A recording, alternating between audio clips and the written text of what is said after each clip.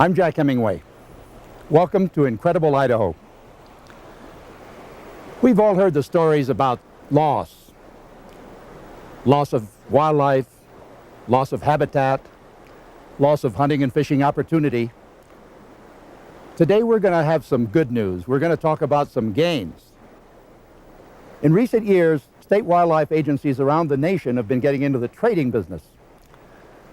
Recently, Washington and Oregon have made us a gift of 900 geese and goslings to establish new nesting territory in the panhandle of North Idaho. This pine marten was one of 16 Idaho traded to South Dakota in exchange for wild turkeys. These wild turkeys from North Dakota were swapped for California bighorns from Idaho's booming population in the Owyhee Desert. For the second year in a row, the Colorado Division of Wildlife and the Idaho Department of Fish and Game have collaborated on a transaction called Operation Osprey. It seems to be a win-win situation. Expanding healthy populations of a species into new or historical habitat provides an insurance if the original population suffers a catastrophic loss. Populations are doing very well in Idaho, so I think it's a good opportunity to help our neighboring states to try and reestablish populations there. Okay, Omar. All right, Omar. Last summer, 10 nestlings were transported from Idaho to the Fort Collins area of Colorado. They were 6 weeks old. In less than 10 days, they'll attempt to fly. These bands are U.S. Fish and Wildlife Service bands. It's that time of their life where they start recognizing the area in which they normally would be hatched, and that's the area they have a tendency to come back to. So when you move them to a site and release them like that, they'll have a tendency to come back to the Fort Collins area.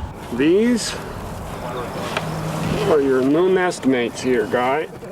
Colorado raptor biologist Jerry Craig reports on last year's transplant. Great, they were a hit. We had one that liked it so much, stayed well into late September when the others had migrated out. The young osprey migrate to west central Mexico in the Caribbean.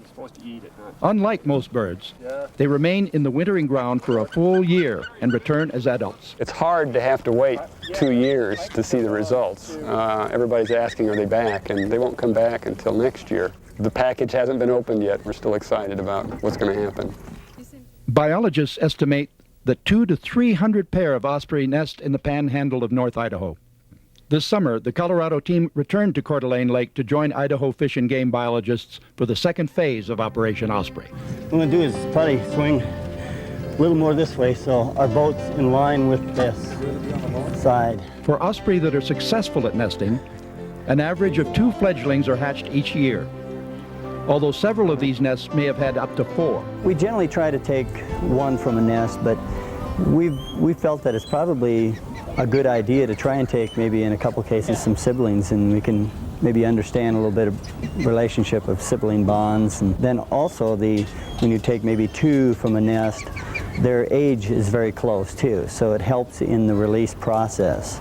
The important thing is that we always want to leave one bird in a nest, at least one bird in a nest. Osprey are fairly traditional about returning to the same nest year after year. The remaining fledgling keeps this tie established, preventing the adults from abandoning the nesting site. Except for the length of the tail and wing feathers, this young bird is actually the size of an adult. Even at this age, it will eat up to 2 8-inch fish a day. If you look at the feet, you'll see it's got like an opposable toe there. So essentially 2 toes can go back and 2 toes forward. You see the flexibility of this toe right here. It allows it to grasp the fish better.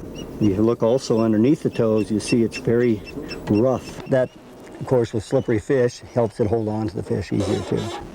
So it's really got some adaptations for what it's supposed to do, and that is to catch fish.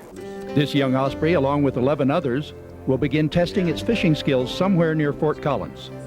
And perhaps 3 years from now, it too will be raising young. A pioneer in a new territory on the Colorado Plateau.